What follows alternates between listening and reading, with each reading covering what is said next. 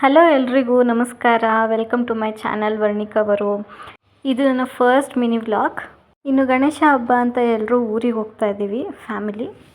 ಈ video upload ಮಾಡೋದಕ್ಕೆ ಸ್ವಲ್ಪ ಡಿಲೇ ಆಗಿದೆ, ಸೊ ಕ್ಷಮೆ ಇರಲಿ.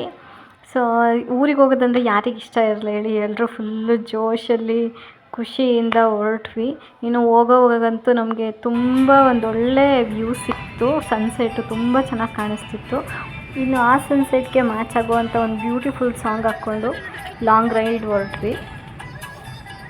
ಸೊ ಇನ್ನೇನು ಊರಿಗೆ ಹೋಗೋ ಅಷ್ಟರಲ್ಲಿ ನಮಗೆ ಆಲ್ಮೋಸ್ಟ್ ನೈಟ್ ಆಗಿತ್ತು. ಗಣಪತಿ ಹಬ್ಬ ಆಗಿದ್ದರಿಂದ ರೋಡ್ ನೋಡಿ ಎಷ್ಟು ಜಗಮಗಿಸ್ತಾ ಇದೆ ಅಂತ.